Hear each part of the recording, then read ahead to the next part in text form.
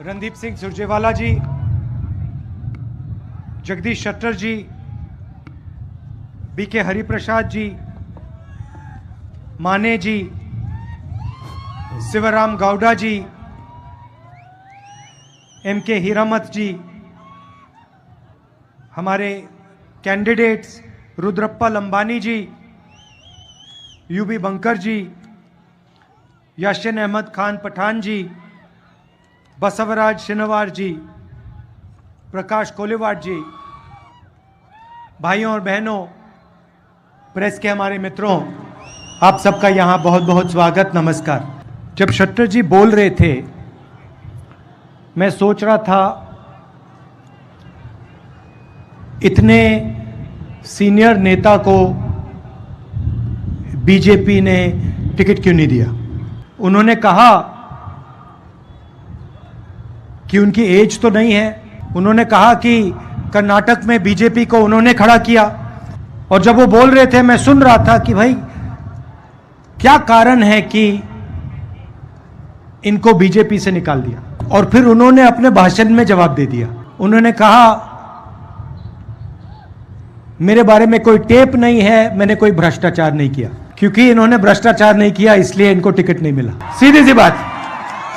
मतलब इन्होंने 40% नहीं खाया, 40% नहीं खाया, बीजेपी में नहीं हो सकते, टिकट नहीं मिल सकता, मंत्री नहीं बन सकता। सही बात है ना। कभी कभी बीजेपी की मीटिंग होती है, नरेंद्र मोदी जी भ्रष्टाचार की बात करते हैं और उनके स्टेज पे चारों ओर कर्नाटक के 40% वाले नेता खड़े रहते हैं। मोदी जी कहते थे भ्रष्टाचार से मैं लड़ता हूं, अब जो भ्रष्ट व्यक्ति नहीं है उसको निकाल दिया। मतलब आप भ्रष्टाचार के लिए लड़ते हो। अच्छा, विंगलेश्वर स्वामी गदग जी ने भी कहा, मजेदार बात कही उन्होंने कि बीजेपी ने मुझे डिस्काउंट दिया। मतलब 40% नहीं लिए, सिर्फ 30% लिए, वो भी मठ से। मतलब एक तरफ धर्म की बात करते हैं और फिर दूसरी तरफ मठ को डिस्काउंट देते हैं। 40% नहीं लिए, 30% ले लिए, बाकी कर्नाटक से 40%। कुछ भी काम करवाना हो, छोटा से छोटा या बड़ा से बड़ा, 40% लगेगा। कॉन्ट्रैक्टर एसोसिएशन नरेंद्र मोदी जी को चिट्ठी लिखता है, कहता है प्रधानमंत्री जी, कर्नाटक में बीजेपी की सरकार 40% कमीशन लेती है। आज तक चिट्ठी रिसीव ही नहीं की, जवाब छोड़ो, रिसीव ही नहीं की। मैसूर सैंडल सोप कॉर्पोरेशन में एमएलए का बेटा 8 करोड़ रुपए कैश लिए पकड़ा जाता है। पुलिस सब इंस्पेक्टर स्कैम में 80 लाख रुपए की ब्राइब होती है। असिस्टेंट प्रोफेसर के लिए पैसा लिया जाता है, स्कैम होता है। असिस्टेंट इंजीनियर जॉब स्कैम होता है। मतलब जहां भी देखो बीजेपी के लोग 40% लेते हैं। इन्होंने सरकार बनाई, पिछली सरकार, ये भी इनकी नहीं थी, ये भी चोरी की सरकार थी। मतलब वोट किसी और को दिया, पैसा देके खरीद लिया, सरकार बना दी। अच्छा, इनका एमएलए कहता है, बीजेपी का एमएलए कहता है कि 2500 करोड़ रुपए में बीजेपी का सीएम पोस्ट खरीदा जा सकता है। मतलब आपके भविष्य की कीमत बीजेपी के मुताबिक 2500 करोड़ रुपए। इनको ये 40 नंबर अच्छा लगता है, इस बार 40 सीटें दे देना इनको।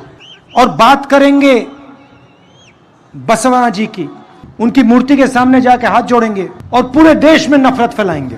एक धर्म को दूसरे धर्म से लड़ाएंगे, एक जात को दूसरी जात से लड़ाएंगे, और जो बसवराज जी ने पूरी जिंदगी किया उसके खिलाफ काम करेंगे। 2-3 बड़े उद्योगपतियों की पूरी मदद करेंगे, और किसान, मजदूर, छोटे दुकानदार चिल्लाते रहें, रोते रहें, इनको कोई फर्क नहीं पड़ता। इन्होंने आपसे 40% पैसा लिया। पिछले 5 साल इन्होंने हर कॉन्ट्रैक्ट में आपसे 40% लिया। अब हम आपके लिए कुछ करना चाहते हैं। शुरुआत में ही हम 4 वायदे करना चाहते हैं, और पहले दिन, पहली कैबिनेट मीटिंग में हम ये वायदे पूरे करने जा रहे हैं। मैं आपको बता रहा हूं, 2 दिन नहीं लगेंगे, पहले दिन, पहली मीटिंग में ये 4 काम होंगे। 5 साल आपसे 40% चोरी हुई, इसीलिए पहले दिन ये 4 वायदे पूरे होंगे। इन वायदों से अदानी जी का, अंबानी जी का फायदा नहीं होगा। हम अदानी जी को मुफ्त में एयरपोर्ट नहीं दे रहे हैं, पोर्ट नहीं दे रहे हैं, पावर प्लांट नहीं दे रहे हैं। हम कर्नाटक के गरीब कमजोर लोगों से 4 वायदे कर रहे हैं। पहला वायदा गृह लक्ष्मी 2000 रुपए हर महीने हर महिला को।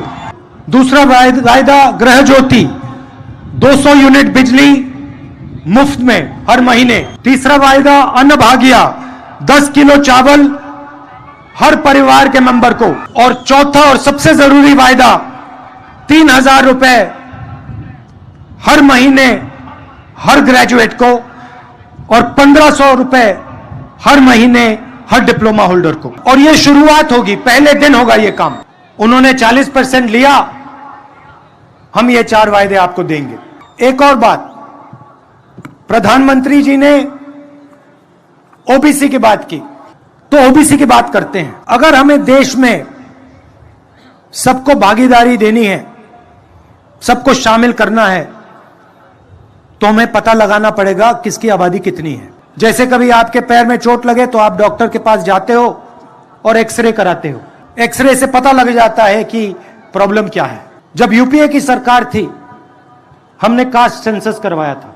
सेंसस में हर जात के बारे में सवाल पूछा गया था। सेंसस के डेटा में है किसकी कितनी आबादी है, ओबीसी कितने हैं, दलित कितने हैं, आदिवासी कितने हैं, जनरल कितने हैं, माइनॉरिटी कितने हैं। उस एक्सरे को प्रधानमंत्री पब्लिक क्यों नहीं करते?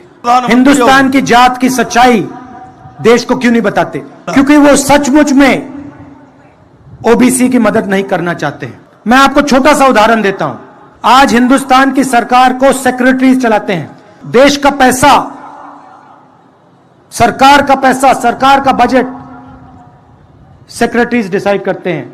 उन सेक्रेटरीज में से सिर्फ 7% ओबीसी, एससी और एसटी से आते हैं। क्या ओबीसी, एसटी और एससी की आबादी सिर्फ 7% है देश में? देश को पता लगना चाहिए कि इस देश में ओबीसी कितने हैं, दलित कितने हैं, आदिवासी कितने हैं, जनरल कितने हैं। नरेंद्र मोदी जी को एकदम कास्ट सेंसस का डेटा रिलीज कर देना चाहिए।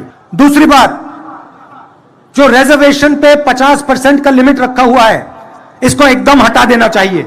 अगर नरेंद्र मोदी सचमुच में ओबीसी की बात करना चाहते हैं, सचमुच में ओबीसी को भागीदारी देना चाहते हैं, सचमुच में ओबीसी का भविष्य बनाना चाहते हैं, तो ये 2 कदम उठा लें।